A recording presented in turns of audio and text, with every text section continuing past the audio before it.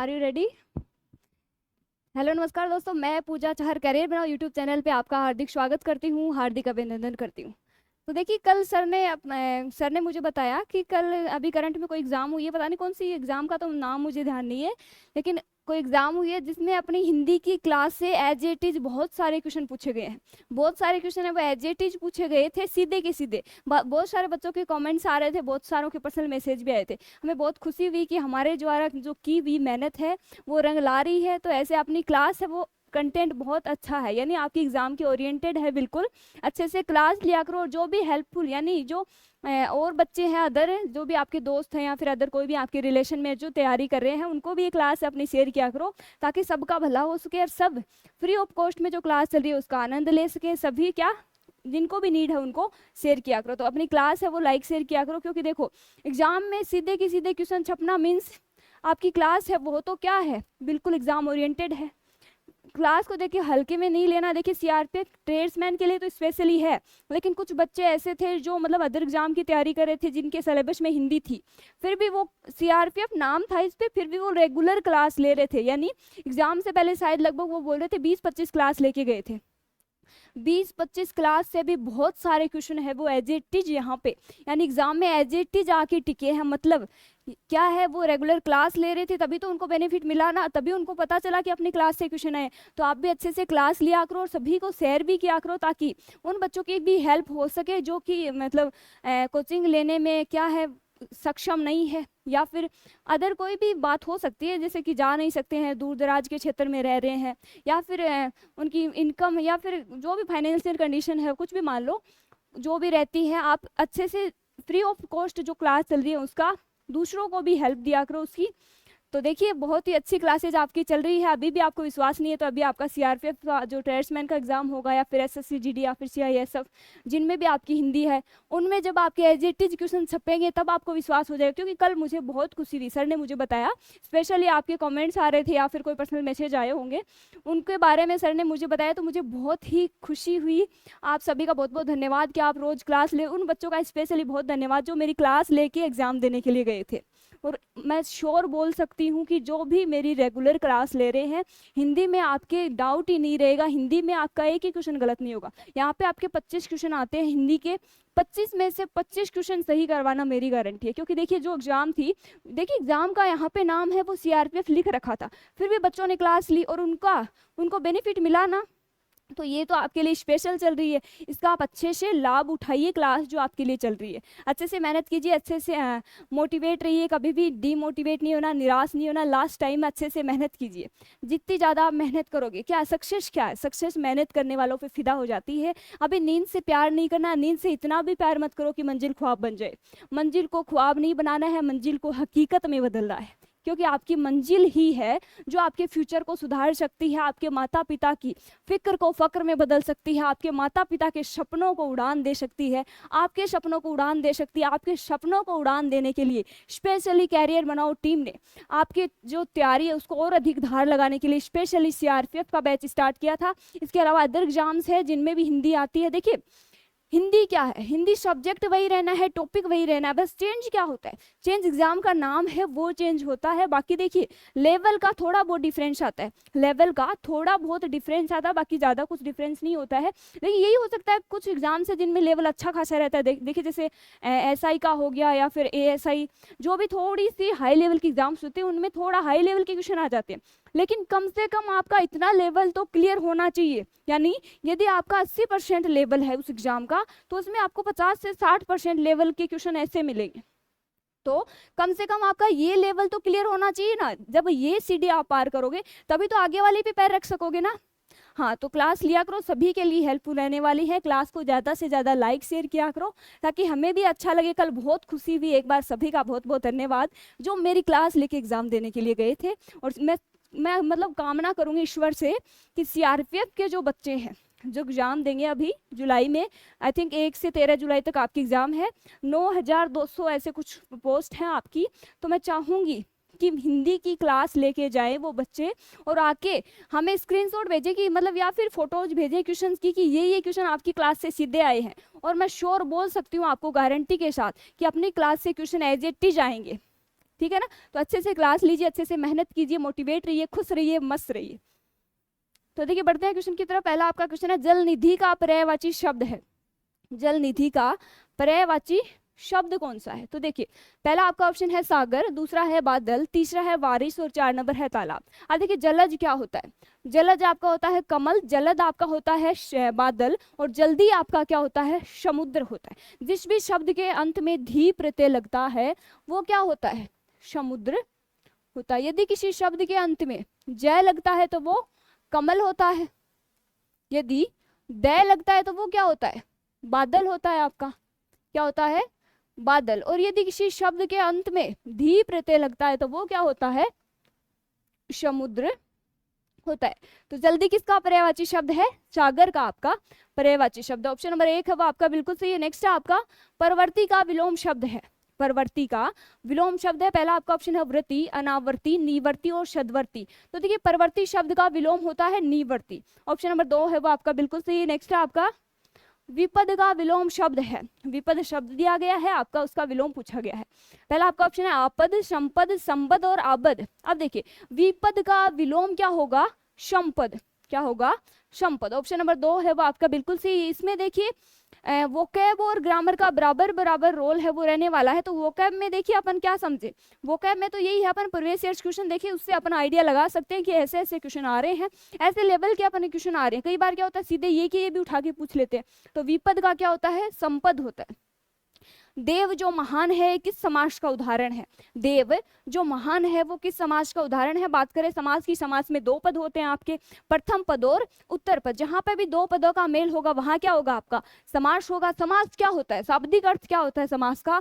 संक्षिप्त या संक्षिप्तीकरण। बात करें समास के विलोम की तो व्यास होता है, ठीक है। बात करें समास के भेद की तो पद की प्रधानता के आधार पर समास की संख्या 4 होती है, और हिंदी जगत में आपके समास की संख्या 6 होती है। कौन से 2 समास है जिनको पद की प्रधानता के आधार पर अलग से न मानकर हिंदी जगत में अलग से माने जाते हैं? देखिए द्विगु और कर्मधारय जो समास है उनको पद की प्रधानता के आधार पर अलग से न मान के उनको तत्पुरुष के ही उपभेद माने जाते हैं, क्योंकि तत्पुरुष का क्या होता है? द्वितीय पद प्रधान होता है, और द्विगु और जो कर्मधारय है उनका भी क्या होता है? द्वितीय पद प्रधान होता है। तो इसलिए पद की प्रधानता के आधार पर आपके समास 4 होते हैं, हिंदी जगत में आपके 6 होते हैं। पहला आपका ऑप्शन है कर्मधारय, दूसरा है बहुव्रीहि, तीसरा तत्पुरुष और 4 नंबर है अव्ययभावी। अब देखिए कर्मधारय समास की बात करें, कर्मधारय समास कौन सा होता है? जिसमें भी आपकी विशेषता बताई जाती है या फिर उपमा दी जाती है। किसी शब्द को किसी अन्य की क्या दी जाती है? उपमा दी जाती है, या फिर विशेषता की क्या बताई जाती है? विशेषता बताई जाती है, जिसे क्या कहते हैं? विशेषण कहते हैं। नेक्स्ट आपका बहुव्रीहि, बहुव्रीहि क्या होता है? उसमें कोई पद प्रधान नहीं होता है, वो किसी अन्य के लिए रूढ़ होते हैं। यहाँ पे कोई तीसरा ही पद क्या होता है? प्रधान होता है। नेक्स्ट आपका तत्पुरुष, जिसे क्या कहते हैं? कारकी समास भी कहते हैं, क्योंकि इसमें क्या होता है? कारक की कारकों की क्या होती है? प्रधानता होती है। नेक्स्ट आपका अव्ययभावी समास, अव्ययभावी समास में आपकी यथा, यावत और उपसर्ग की क्या होती है? प्रधानता होती है। क्या होती है? यथा, यावत और उपसर्ग की क्या होती है? प्रधानता होती है। जिस भी शब्द के पूर्व में यथा, यावत या फिर कोई ना कोई उपसर्ग होता है तो वो सीधा कौन सा समास होगा? अव्ययभावी आपका समास होगा। तत्पुरुष यानी कारकों की प्रधानता होगी, बहुव्रीहि यानी कोई अन्य पद प्रधान होगा, कर्मधारय यानी विशेषता बताएगा। तो देव जो महान है, देव जो महान है यानी जैसे महादेव है, महान है वो देव, या फिर देव जो महान है, इसमें देव की क्या बताई जा रही है? विशेषता बताई जा रही है। तो बिना सोचे समझे यदि किसी शब्द में विशेषता बताई जाती है तो वो कौन सा समास होगा? कर्मधारय। ऑप्शन नंबर 1 है वो आपका बिल्कुल सही है। नेक्स्ट आपका बहाव शब्द में प्रयुक्त प्रत्यय कौन सा है? बहाव शब्द में प्रत्यय कौन सा? वे शब्दांश जो किसी शब्द के अंत में जुड़ के उसके अर्थ में क्या कर देते हैं? परिवर्तन कर देते हैं, उसे क्या कहते हैं? प्रत्यय कहते हैं। प्रत्यय के भेद कितने होते हैं? 2 प्रत्यय के भेद होते हैं, कृत प्रत्यय और तद्धित प्रत्यय। कृत प्रत्यय कहाँ लगते हैं? क्रिया के अंत में जो भी प्रत्यय लगते हैं वो क्या होते हैं? कृत प्रत्यय होते हैं। बाकी क्या? संज्ञा, सर्वनाम और विशेषण के अंत में जो भी प्रत्यय लगते हैं वो कौन से होते हैं? तद्धित प्रत्यय यानी तद्धितांत प्रत्यय होते हैं। भाव शब्द की बात करें, भाव शब्द में कौन सा प्रत्यय? पहला आपका ऑप्शन है बह, हाव, आव और आवा। अब देखिए भाव शब्द क्या है? भाव शब्द किससे बना है? इसमें मूल शब्द क्या है? बहना। बहना क्या है? मूल शब्द। और बहना क्या है? आपकी क्रिया है। बहना क्या है? क्रिया। तो देखिए बहना प्लस आओ, बह प्लस आओ यानी बहाव। अब आओ यहाँ पे प्रत्यय है, बहना क्या है, क्रिया। अब देखिए क्रिया के अंत में लगने वाले प्रत्यय किस में जाएंगे, कृत प्रत्यय में। तो भाव शब्द में यदि प्रत्यय पूछे, वैसे तो है कृत प्रत्यय, और कौन सा प्रत्यय है, तो आव प्रत्यय, यानी ऑप्शन नंबर 3 है वो आपका बिल्कुल सही है। नेक्स्ट आपका कृदंत प्रत्यय किन शब्दों के साथ जुड़ते हैं, कृदंत प्रत्यय कौन से शब्दों के साथ जुड़ते हैं, पहला आपका ऑप्शन है संज्ञा, सर्वनाम, क्रिया और अव्यय। अब देखिए अभी भी मैंने बताया प्रत्यय के दो पार्ट होते हैं, कृत प्रत्यय और तद्धित प्रत्यय। कृत प्रत्यय कहाँ जुड़ेगा, क्रिया के अंत में, बाकी संज्ञा, सर्वनाम, विशेषण और अव्यय के अंत में जुड़ने वाला जो प्रत्यय होता है उसे क्या कहते हैं, तद्धित प्रत्यय। कई बार सीधा क्वेश्चन पूछ लिया जाता है, देखिए जैसे कि अभी अभी पूछा है, कृदंत प्रत्यय है वो किन शब्दों के अंत में जुड़ेंगे, क्रिया के। ऑप्शन नंबर 3 है वो आपका बिल्कुल सही। नेक्स्ट है ला प्रत्यय है, ला प्रत्यय कैसा प्रत्यय है, आंसर कीजिए। तो देखिए पहला आपका ऑप्शन है कृता कारकीय, दूसरा है कर्म कारकीय, तीसरा करण कारकीय और 4 नंबर है संप्रदान कारकीय। तो देखिए ऑप्शन नंबर 1 है वो आपका बिल्कुल सही, ला कैसा प्रत्यय है, कृता कारकीय। नेक्स्ट आपका देखिए गद्यांश दिया गया है, ये क्वेश्चन भी बहुत बार वही देखिए वो रिक्त स्थान वाला क्वेश्चन है, गद्यांश देंगे, नीचे 3-4 क्वेश्चन देंगे, उसी से रिलेटेड 3-4 क्वेश्चन होंगे जिसमें आपको रिक्त स्थान की क्या करनी है, पूर्ति करनी है। गद्यांश क्वेश्चन देखिए आपका, निम्नलिखित गद्यांश के रिक्त स्थानों की पूर्ति गद्यांश के नीचे दिए गए प्रश्नों के अनुसार कीजिए। गद्यांश क्या है आपका, कभी हमारा देश सांस्कृतिक रिक्त स्थान के पद पर आसीन था, विश्व गुरु होने के नाते इस देश ने समूचे रिक्त स्थान को मानवता, नैतिकता और सदाचार की शिक्षा दी। अनेक ग्रंथ इसके रिक्त स्थान हैं, लेकिन समय के साथ हम रिक्त स्थान मूल्यों को भूलने लगे हैं। आज भी समाज में नैतिक मूल्यों की रिक्त स्थान देखने को मिलती है। ये क्या है आपका गद्यांश है। अब एक एक क्वेश्चन दिए हैं नीचे, देखिए जैसे एग्जाम में आते हैं एज इट इज वही एग्जाम के पैटर्न के हिसाब से कि ऊपर आपका गद्यांश दिया जाएगा, नीचे आपके 3-4 उस गद्यांश से रिलेटेड क्वेश्चन दिए जाएंगे, यानी रिक्त स्थान भरने हैं उस हिसाब से आपके क्वेश्चन दिए जाएंगे। पहला आपका क्वेश्चन है देखिए, गद्यांश में सांकेतिक रिक्त स्थान यानी 1 नंबर रिक्त स्थान के लिए उपयुक्त शब्द कौन सा है, उपयुक्त शब्द पूछा है। तो देखिए पहला आपका ऑप्शन है गुरु, दूसरा है वक्ता, अध्येता और उपदेशक। एक एक ऑप्शन को उठाइए, जो जचता है वही क्या होगा आपका आंसर होगा। तो देखिए कभी हमारा देश सांस्कृतिक गुरु के पद पर आसीन था, ये रियलिटी है कि अपना जो देश है भारत वो क्या था, विश्व गुरु के नाम से विख्यात था।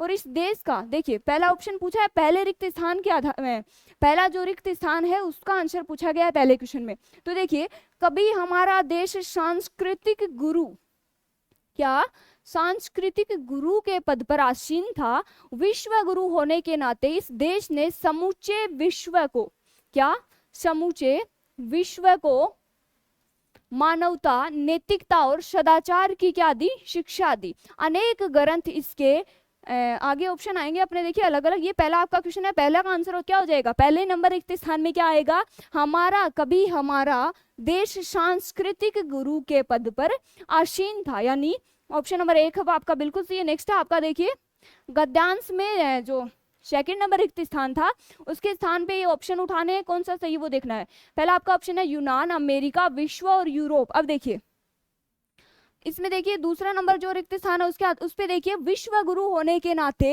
इस देश ने समूचे विश्व को, क्या समूचे विश्व को मानवता, नैतिकता और सदाचार की शिक्षा दी। तो देखिए सेकंड ऑप्शन में क्या होगा आपका, सेकंड जो रिक्त स्थान में क्या होगा, विश्व होगा। तो ऑप्शन नंबर 3 है वो आपका बिल्कुल सही है। नेक्स्ट है आपका गद्यांश में सांकेतिक रिक्त स्थान नंबर 3 में उपयुक्त शब्द कौन सा होगा।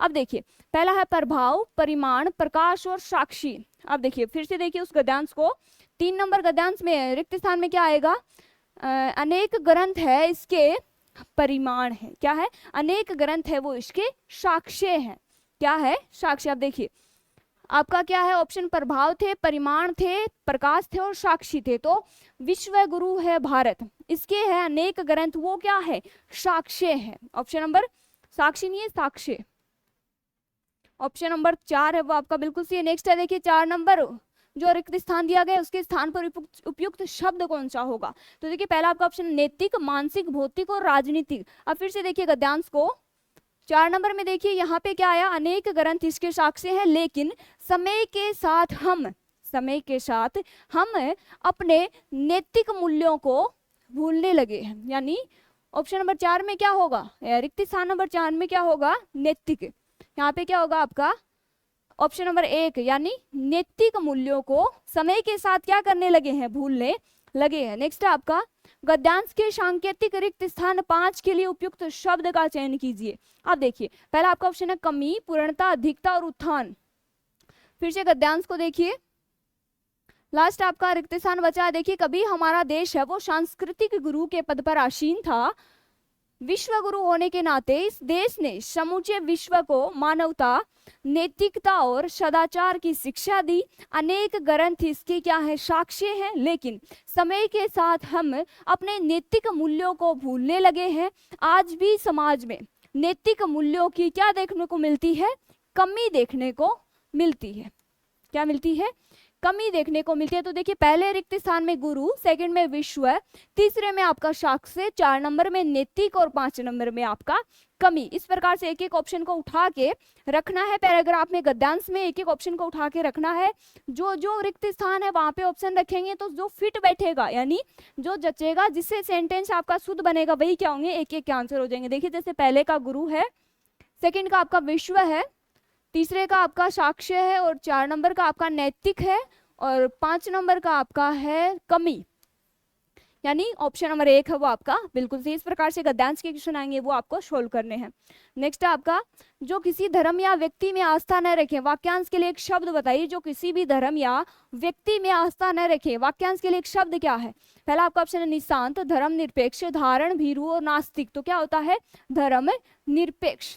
ठीक है, जैसे एक तो होता है धर्म निरपेक्ष होता है, एक होता है तटस्थ। जो धर्म निरपेक्ष तो होता है जो किसी धर्म या व्यक्ति में आस्था न रखे। एक तटस्थ भी वही होता है, यानी भारत क्या है, एक धर्म निरपेक्ष राष्ट्र है जो किसी एक धर्म विशेष को क्या नहीं देता है, प्रधानता नहीं देता है। यहाँ सभी धर्मों के व्यक्तियों को समानता दी गई है। जैसे मूल अधिकारों में दिया गया है स्वतंत्रता का अधिकार, समानता का अधिकार। समानता का अधिकार क्या कहता है, सभी धर्मों को बिना जाति, धर्म, मूल या लिंग के आधार पर बिना कोई भेदभाव के समानता दी जाएगी। तो संविधान में भी अपने मूल अधिकारों में कहा गया है। उसी प्रकार से भारत क्या है, एक धर्म निरपेक्ष राष्ट्र है। जो किसी धर्म या व्यक्ति में आस्था न रखे वो क्या होता है, धर्म निरपेक्ष। अंधे की लकड़ी मुहावरे का क्या अर्थ है, अंधे की लकड़ी मुहावरे का क्या अर्थ है। पहला आपका ऑप्शन है बहुत कमजोर होना, एकमात्र सहारा, बिल्कुल असमर्थ होना या फिर किसी अंधे व्यक्ति की छड़ी। तो देखिए अंधे की लकड़ी होती है एकमात्र सहारा, अंधा होता है उसके लिए लकड़ी क्या होती है, एकमात्र सहारा होती है। नेक्स्ट आपका चंगुल में फंसना मुहावरे का अर्थ है परेशान करना, परेशानी में डालना, मीठी मीठी बातों से वश में करना या फिर उपरोक्त में से कोई नहीं। तो देखिए चंगुल में फंसना मीन्स मीठी मीठी बातों से वश में करना। ऑप्शन नंबर 3 है वो आपका बिल्कुल सही। नेक्स्ट है आपका निम्नलिखित वाक्य में एक शुद्ध और 3 अशुद्ध वाक्य दिए गए हैं, शुद्ध वाक्य का चयन करना है। पहला आपका वाक्य है राम को अनुत्तीर्ण होने की संभावना है, या फिर राम को अनुत्तीर्ण होने की शक है। नेक्स्ट आपका मेरे से कुछ मत पूछो, और लास्ट आपका जंगल में प्रातः काल के समय बहुत सुहावना दृश्य होता है। अब देखिए लास्ट वाले की बात करें, जंगल में प्रातः काल के समय। अब देखिए काल और समय, काल का अर्थ क्या होता है, टाइम, क्या होता है, समय होता है ना। काल मीन्स भी तो टाइम होता है, आपका समय होता है। काल भी आपका समय होता है और समय भी क्या है, यानी समान जो शब्द है, समान अर्थ देने वाले शब्दों की क्या हो रही है, पुनरावृत्ति हो रही है। तो ये वाक्य आपका अशुद्ध हो जाएगा। अब देखिए राम को अनुत्तीर्ण होने की संभावना है, ये वाक्य आपका शुद्ध है। सेकंड आपका राम को अनुत्तीर्ण होने की शक है, शक नहीं होता है, शक तो क्या होता है, किसी व्यक्ति पे होता है। संभावना हो सकती है कि वो अनुत्तीर्ण भी हो सकता है, उसके अच्छे परसेंटेज भी आ सकते हैं, वो पास भी हो सकता है, वो मेरिट में भी आ सकता है। देखिए सोचने, अच्छा सोचो, जहां तक आप सोच सकोगे वहां तक सोचो, क्योंकि जब तक आप वहां तक नहीं सोचोगे तब उससे आगे कैसे जा पाओगे। तो आपको सोचना अच्छा है, आपको हमेशा अच्छा सोचना है, अच्छा विचारना है, अच्छा कार्य करना है। तो राम को अनुत्तीर्ण होने की शक है, ये क्या है, वाक्य आपका अशुद्ध है, क्योंकि शक नहीं है, संभावना होती है कि वो अनुत्तीर्ण भी हो सकता है, वो उत्तीर्ण भी हो सकता है। तो ये वाक्य भी आपका अशुद्ध है। में देखिए ऑप्शन नंबर 1 है राम को अनुत्तीर्ण होने की क्या है, आशंका है, संभावना है। ऑप्शन नंबर 1 आपका बिल्कुल सही है। नेक्स्ट है आपका संवाद शब्द में कौन सा उपसर्ग है। संवाद शब्द दिया गया है, उसमें उपसर्ग पूछा है। पहला आपका ऑप्शन है स, सम, सु और शत। तो देखिए सम प्लस वाद क्या होता है, सम प्लस वाद। ऑप्शन नंबर 2 है वो आपका बिल्कुल सही। नेक्स्ट आपका सबरी के बेर का अर्थ है शबरी है, शबरी के बेर का अर्थ है, पहला आपका ऑप्शन है भक्ति की भावना में दी हुई भेंट, भक्ति की भावना से दी हुई भेंट, दान देना, झूठा भोजन करना और अर्पण करना। अब देखिए शबरी के बेर का अर्थ होता है भक्ति की भावना से दी हुई भेंट या फिर प्रेम पूर्वक दी हुई भेंट। ऑप्शन नंबर 1 है वो आपका बिल्कुल सही है। नेक्स्ट है आपका जागृति शब्द में कौन सा प्रत्यय है, जागृति शब्द दिया गया उसमें प्रत्यय पूछा है, पहला आपका ऑप्शन है ई, ती, इति और इत। अब देखिए जागृति में जागृत प्लस ई कौन सा होगा, ऑप्शन नंबर 1 है वो आपका बिल्कुल सही है। नेक्स्ट है आपका जल प्राण पुत्र किस शब्द के अनेकार्थी शब्द हैं, जल प्राण और पुत्र किस शब्द के अनेकार्थी शब्द हैं, पहला आपका ऑप्शन है औषधि, सार, तत्व और जीवन। अब देखिए जीवन ही क्या है, जल ही क्या है, जीवन है, जल ही प्राण है, जल ही क्या है, पुत्र है। तो जीवन के अनेकार्थी शब्द क्या होते हैं, जल, प्राण और पुत्र। ऑप्शन नंबर 4 है वो आपका बिल्कुल सही है। नेक्स्ट है आपका राज्यपाल में कौन सी संज्ञा है, राज्यपाल शब्द दिया गया है उसमें संज्ञा पूछी है। तो देखिए पहला आपका ऑप्शन है व्यक्तिवाचक, सेकंड है जातिवाचक, भाववाचक और समूहवाचक। संज्ञा क्या होती है, किसी व्यक्ति, वस्तु, स्थान, विषय या भाव के नाम को क्या कहते हैं अपन, संज्ञा कहते हैं। तो यहाँ पे राज्यपाल में कौन सी संज्ञा है, जातिवाचक संज्ञा यानी राज्य का पाल। ऑप्शन नंबर 2 है वो आपका बिल्कुल सही है। नेक्स्ट है आपका निम्नलिखित में से कौन सी भाववाचक संज्ञा है, भाववाचक संज्ञा कौन सी होती है, देखिए व्यक्तिवाचक जो होती है जिसमें किसी व्यक्ति विशेष का जिक्र होता है, जातिवाचक क्या होती है जिसमें क्या होती है संपूर्ण जाति का जो जिक्र किया गया हो, संपूर्ण जाति की बात की गई हो। भाववाचक संज्ञा जिसमें भाव हो, क्या हो, शब्द में क्या हो, भाव हो, जैसे आपकी क्रोध हो गई, आपकी दया हो गई, आपकी गरीबी होगी, आपकी दरिद्रता होगी, ये क्या है, ये भाव है। तो देखिए जैसे मिठास हो गया, मिठास शब्द में क्या है आपकी भाववाचक संज्ञा है, मीठा आपका शब्द है, आस उसमें प्रत्यय है। तो देखिए भाववाचक संज्ञा पूछिए, पहला आपका ऑप्शन है भारत, लड़का, मित्रता और पेड़। अब देखिए मित्रता शब्द, देखिए जैसे बुढ़ापा शब्द है, बुढ़ापा शब्द की बात करें, अपनापन की बात करें, देखिए जैसे बचपन शब्द है, बचपन क्या है, बचपन में भाव है। तो मित्रता में क्या है आपके भाव है। मित्रता क्या होती है, मित्रता के भाव होते हैं, मित्रता में ना तो आपकी कोई जाति होती है ना कोई व्यक्ति विशेष होता है। तो भाववाचक संज्ञा कौन सी होती है, मित्रता, यानी जिसमें भाव हो, अंदर से भाव होते हैं। ऑप्शन नंबर 3 आपका बिल्कुल सही। नेक्स्ट है आपका गरीबों की सहायता करो। गरीब शब्द क्या है, गरीब शब्द क्या है, पहला आपका ऑप्शन है विशेषण, विशेष से जातिवाचक संज्ञा और भाववाचक संज्ञा। गरीब शब्द क्या है आपका, जाति को दर्शाता है, कोई व्यक्ति विशेष का नाम यहाँ पे नहीं लिया गया है। गरीबों की सहायता करो मीन्स एक संपूर्ण जाति है गरीबों की, उसकी सहायता के लिए बोला गया है। ऑप्शन नंबर 3 है वो आपका बिल्कुल सही। नेक्स्ट है आपका धोखे भरे आधुनिक समाज में रिक्त स्थान की प्रवृत्ति दिन प्रतिदिन बढ़ती जा रही है। एक एक ऑप्शन को उठाइए, पहला आपका ऑप्शन है प्रत्यावर्तन, प्रवचन, प्रवंचन, प्रवचन और परिवर्तन। देखिए धोखे भरे समाज में, धोखे भरे आधुनिक समाज में प्रवंचन की प्रवृत्ति दिन प्रतिदिन बढ़ती जा रही है। ऑप्शन नंबर 2 है वो आपका फिट बैठ रहा है, यानी वाक्य है वो 2 नंबर ऑप्शन रखने से आपका शुद्ध हो रहा है। नेक्स्ट आपका जाति है वो सामाजिक स्त्रीकरण की एक रिक्त स्थान व्यवस्था है। तो पहला आपका ऑप्शन है मानकीय, दूसरा है कर्मिक, तीसरा आंतरिक और 4 नंबर है आदर्श। देखिए जाति सामाजिक स्त्रीकरण की एक मानकीय व्यवस्था है, जाति क्या है, एक मानकीय व्यवस्था है। ऑप्शन नंबर 1 है वो आपका बिल्कुल सही है। तो देखिए 25 क्वेश्चन मैंने फटाफट करवा दी हैं आपको।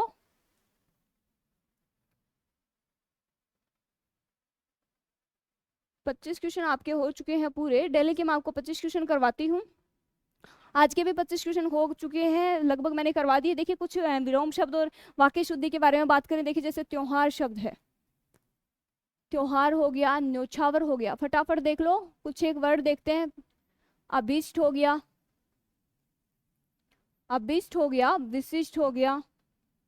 आपके एग्जाम में बार बार पूछे गए वर्ड हैं ये।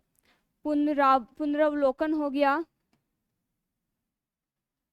अभ्यारण्य हो गया, अभ्यारण्य हो गया। इसके अलावा देखिए गरिष्ठ हो गया, गरिष्ठ हो गया, वरिष्ठ हो गया, कनिष्ठ हो गया।